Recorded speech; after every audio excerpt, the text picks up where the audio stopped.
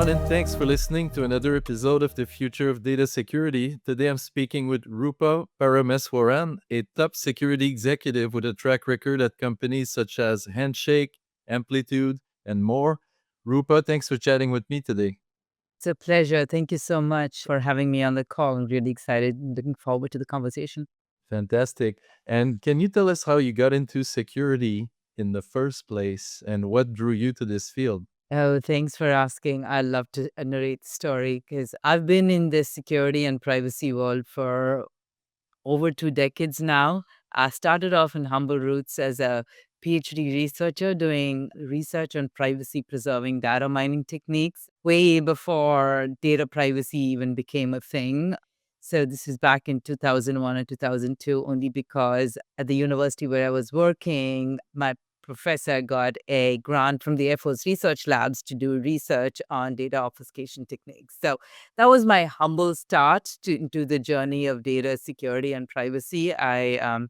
This was when privacy homomorphisms was still in research mode, and it took about 10 years since then for privacy preserving techniques to actually come into the market in the enterprise in the modern world. But from there, after my PhD, I moved on to take a role as a security engineer working at companies like Oracle and Microsoft, and then grew from there into more of security leadership roles, but always focused on data security and securing data, data authenticity, data integrity, and so on. And so you did your PhD on data obfuscation, homomorphic encryption. Yes, absolutely. You know, I was looking at that a few years ago because it's very attractive, the promises of it. But last time I checked, there were limits, with the size of payload, the time compromise. Maybe I'd love to double click on that since you're an expert. What's the state of the art? Like, are all the promises of homomorphic encryption, data obfuscation, search on encrypted payload now come to fruition? So it's interesting that you bring it up. It is used, it is in use, but for specific areas, right? I mean, every technology that's been built, when used for the right reasons, works great. Like for instance, when you have highly sensitive data or medical research or thesis or medical analyses that need to be vetted across individuals, right? In areas like that where precision is key. The security of the data is critical, and the sample size needs to be large. Privacy homomorphic and encryption becomes a very valuable asset and almost required in those fields.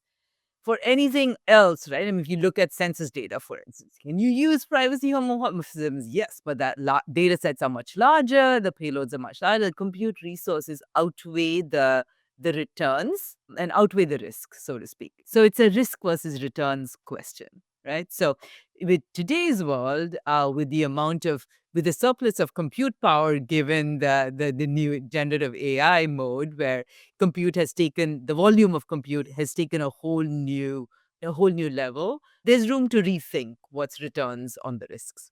And not to be too technical, but with these, privacy preserving schemes, are you able to do search on encrypted data sets and it works pretty well? Can you give an example? To some extent, right? When you want to verify that a fact exists in a database, right? Things of that sort, where you need accurate data to search across and validate truths, and to say additive, multiplicative works to a large extent. But as long as the data is definitive, when depending on how much randomness there is in your data, the accuracy or the value of the homomorphic encryption scheme breaks down, begins to provide less and less value. Yeah, it's so fascinating. I feel we could do a show just on that. It's rare I have an expert on that topic. Right, definitely. I mean, there are other levels of. I mean, homomorphic encryption solve one set of problems. There's other things like differential privacy, k-anonymity that solve problems to a lesser degree of accuracy or precision. So you've built many security programs from the ground up, from Pinterest, Demand Base, Amplitude, more recently Handshake. What's the first thing you establish when you come in or look at, and why? The first thing to look at as soon as you come into a company is what are the crown jewels? What is it that the company's core business is? What is it that needs to be protected? And this comes from the top, right? From a strategic level, it's about what are the crown jewels? What is it that if we lose it or if someone else gets a handle on it, there will be big implications. It could be anything from the actual loss of trust to reputation to legal regulatory implications. But understanding what that top one, two, three assets are that are most critical is important, right? Once you get the crown jewels, then it's about identifying how well it is secured today. Can you walk us through, specifically from a data security perspective? Obviously, there's the pure security of the assets, but I know that earlier we were talking about other dimensions such as integrity, authenticity. Can you paint a picture of what is for you the full gamut of data security?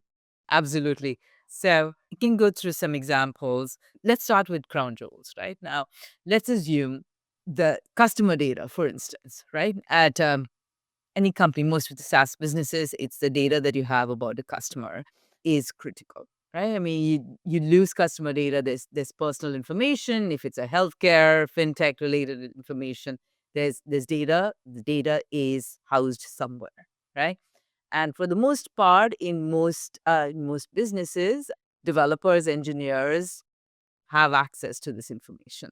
There may be one, two, three gates to get to the data. But the important part to understand is whether there is some audit trail of people accessing the information. Is the information, first of all, is the information going to the right places? Is there any way to validate the authenticity of the data? Is there a way to understand what happy paths are to get to the data, what happy paths are to add data to the database or to the source, and are there happy paths for removing data from there? I mean, either moving or removing data from there. Now, everything that's outside of this happy path, for instance, what kind of notifications or alerts are required, or are they? Right? And why is this important? It's because it's interesting. Yes, just yesterday there was an article I was reading about an engineer who was using Google's anti-gravity to build an application, and he gave he gave anti-gravity a wrong command, or rather wrong prompt, and it eventually ended up deleting his entire D drive. So mistakes can happen, right? I mean, how quickly, I mean, are you able to prevent it is one part. Second is, how quickly are you able to detect it? Can you revert it? Do you have a backup strategy? Do you have a recovery strategy? All of these go hand in hand in addition to the security, right? I mean, was it malicious? Was it accidental? Can you contain it? Can you recover it? Can you take what actions you need to take? And this is an exercise you need to perform on every one of your crown jewels. I want to get to AI in a moment because it's getting pretty wild. It's the wild west out there, and agentic AI. There's more than a D drive that's being deleted. But just before we double click on that, you mentioned happy paths and engineers, and I think every engineer out there worth his salt is continually doing things to improve their happy path, go faster. So how do you make when you said we're going to look at this. We're going to make sure this doesn't happen. An engineer could scratch their head and say, well, this is friction. So, how do you make that security, these extra steps relevant to engineers who are focused really on shipping features quickly? Couple of things that you mentioned are very interesting for a few reasons, right? One is security is going to slow me down. Is stigma that one needs to really get out of their system. How do we do that? It's make secure doing things securely easier than the alternative, right? Simple table stakes things. If you're using for human access or manipulation of data, have just-in-time access. All you need is a recording. I mean, I'm not telling you that it needs to be gated. I'm not telling you you cannot do your job, but there is technology to have an audit trail of what you are doing. Is there a backup strategy? how critical is it? What are the risks if something goes wrong? Right? It's like if the data gets lost or gets deleted accidentally, what is the impact? Dollar amounts. What is the impact? Can we do something to prevent that from happening? Even if that's a second factor or a second or a peer that says yes, no, maybe, right? I mean, that's one aspect of it. Second one is if you consider third party solutions, right? You're bringing a third party solution, vetting the third party solution for security due diligence, right? Making sure there's an audit trail there, making sure that context is passed there. There's a lot of data leakage that could happen due to third party tools, making sure that the risk is contained in that front. I mean, one is depending on the risk, where is the data going? Is there what's a retention plan? How long is the data being persisted? Where is it being processed? Can it be self-hosted? Can it be, I mean, how much can we trust these tools, right? And then validating through testing. I mean, having robust testing and making testing, setting up alerts and notifications part of the core DNA of an engineering program are key, right? To quality, not just security. I mean, it's a pillar of security. At the end of the day, is a pillar of quality, right? So if quality is not taken care of, I mean, security is a long shot, and which is why I say integrity of data is key too. And while we're doing this, I mean, when I say quality, it's also about making sure that things are patched and updated at a regular cadence. And as these are happening, regression tests are included to make sure that the integrity of the data is not impacted because of it. You mentioned third party risk, which I want to scratch on to get us to talk more about AI. Obviously, I'm CEO of a company that does data security, and we just finished our ISO 42001. And I started this with a great focus last year because when I would go to customers to, champion all the awesome things we would do with AI, I was met with a baseball bat. People would say, actually, which models are you going to use? What are you going to do with our data? What about this? What about that? And so it dawned on me quite rapidly that it's going to be critical to maintain very strong third party risk, attestation, certification. At the same time, I've seen horror stories. Like we were using various vendors ourselves, and out of the blue, without even an opt in or notification, they turn on all these AI features. Your data is going to God knows where, some large language model provider somewhere. I'd love to hear your thoughts on that new risk and how to think about it, how to manage it, as it were. Yeah, this is a problem that we all. I mean, I wouldn't even call it a problem.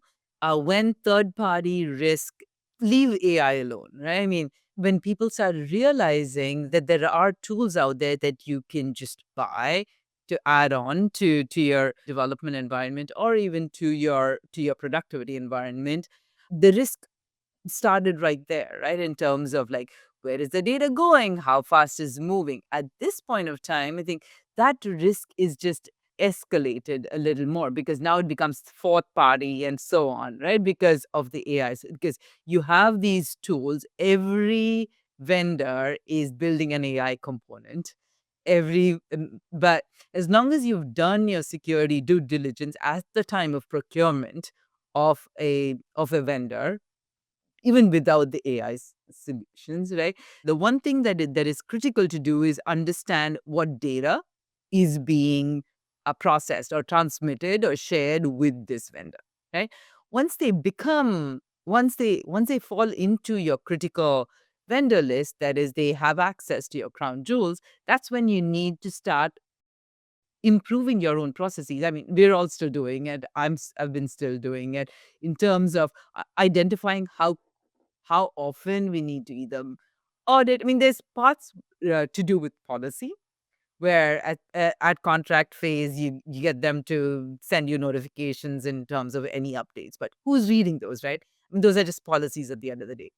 When controls change, I mean, how can we keep track of it? That would either require a manual review or requires another AI tool. I mean, can I build a small app that goes and crawls all of my vendors and sees if something's changed on the on how data is being accepted. I mean, whether has the consent changed, and then flagging that for review and due diligence once again. There are ways that can be worked out. People, each company, each security team is building out what they want. But yes, it is a risk, and the sooner we take care of it, more from an awareness standpoint, right? Like, do we know at any point of time where the company's data is going, where the crown jewels are going? Do we know that if a vendor XYZ suffers a data breach, whether we are impacted? I mean, recently we saw Gainsight, we saw the Salesloft drift issue. All of these did leak data. I mean, were we impacted? Were we not? I mean, of course, this is not to do with AI, but it's like it's all about being notified, being able to understand whether there's data being processed and whether we're at risk. And more broadly, with the rapid adoption of AI across the board, whether it's wanted or not, it's happening. What would you say beyond third party risks are the top risks you're seeing for data protection and governance? I think there are two main things, right? Two aspects of it. One is data leaking, unauthorized access of data due to data inadvertent leakage, right? This is, say, for instance, me connecting ChatGPT to my requesting my IT admin to connect ChatGPT to all of my productivity resources and accidentally doing that. Maybe not ChatGPT, but another tool, right? And then now that releases not just a change in scope in terms of instead of connecting an individual's corpus, the entire employee base is Google Workspaces connected, right? So that becomes accidental data loss, and the data goes where has there been due diligence done? How is the data being processed? What regulatory laws are being violated because there's accidental information leakage without permission, without consents, right? So the consent aspect, in addition to the security aspect, makes it a much bigger problem, right? It means like in terms of data going where and how and in what context and how it gets used. The second one is authenticity of the data now. I mean, it's like it's not just a matter of being able to do searches very quickly, but it's curation. Now, the curated data, is it authentic? What is the provenance of the data? Where did it come from? All of these become very murky and make it almost impossible. I mean, in its current state, right? I mean, it needs to be changed, but makes it almost impossible to validate the truthfulness of the data. You know, I speak to a lot of organizations that seem to have an easy time to deploy any type of AI assistive chatbots, Chat GPT. But invariably, in order to get full value, it's exactly what you said. You need to connect it to Google Drive, OneDrive, some enterprise data sources that allows you to use work products that are relevant because you don't want to be doomed to do copy paste, forever. And it seems that's where a lot of organizations are cut. They get blocked in their AI adoption project because they don't really have visibility. They're not quite sure what sensitive data might be exposed in prompt file uploads or these ongoing unfettered access. Do you have any tangible, specific advice on how to, once you hit that wall and it's easy to do a pilot, but how do you go large scale with that type of a one click ability to share anything you have access to? Any practical advices around that, how to tackle it? It's an ongoing field, right? I mean, in terms again, I would say it's a risk-based estimation too, right? One is if there's an option to self-host, at least risk is sort of reduced. Like for instance, we use Glean, self-hosted Glean for corporate enterprise search. I mean, that kind of reduces the risk. Not every vendor provides a self-hosted option. If there is, that's one to consider. The second aspect is data labeling and data discovery becomes important. I think today the biggest problem that CISOs or even legal teams are facing is they don't know what data exists in their corpus of database. I mean, yes, there is the production environment or the product related data sets, but everything outside of it, what data is sensitive? Is the data labeled correctly? So data labeling becomes the stumbling block, right? Or the biggest hurdle to cross for most companies. I mean, regulated industries are probably better off in this regard because for regulatory reasons, they are required to do it, but everyone else needs to double up. There are tools. Not all the tools are great. I mean, there's a whole new set of logic reasoning on non-deterministic data that needs to be done to be able to label it accurately. But that's where the AI tools come in, right? It's a double-edged sword. Can we use AI to identify, label, categorize our data so that we can make sure that the data that has higher data classification or confidentiality requirements are removed from the general corpus of productivity information? It seems inevitable in most cases if you're using AI, like you're going to want to use crown jewel or operational data that is valuable no matter what. And I've talked to a lot of people. You're not the first person that says, if you can do on-prem, that would be probably much easier to manage. It's kind of hard to dislocate your crown jewels to any third party for even intelligence collection risks if it says on the contract they won't use it to do something. Like we've seen many examples where, well, people just break the rules and use it to do something else. Do you think there's going to be, with both the drive to use AI, it's so beneficial, and the need for security, an increase on premises deployment and sort of a return of the pendulum from cloud based processing to on prem? How strong will that be? It's a little difficult to predict. I mean, it's like I wouldn't say on-prem per se, but for companies that are using the public cloud or private cloud in one way or other, containing all of the data to that cloud provider, right? So in terms of limiting risk, I don't foresee companies going all bare metal, but I mean, an intermediate stage from there. I see a lot more asks coming from security leaders in terms of being able to say cloud host, self-host the data so that you're reducing the risk. Okay, I see what you mean by self-hosted, more that they would build out their capability maybe in one hyperscaler to limit the exposure. Let's talk about leadership quickly. I'd love to hear your thoughts on leadership in cyber. When you build a team, which you've done many times, what are you looking for when you hire some teammates? What are some of the key cultural elements that make for a really good, responsive, professional cyber team? This is an area that's very near and dear to me, especially with respect to security, right? Where no one likes security. I mean, in general, I mean that's the general stigma. But someone who's passionate about security, passionate about when I look for an individual, whether it's an individual contributor or a manager, doing security for security reasons, right? Because he or she thinks that they can improve the use and adoption of technology, right? There needs to be that thirst to do security right, for security to be simple, security to be able to improve the quality of life, right?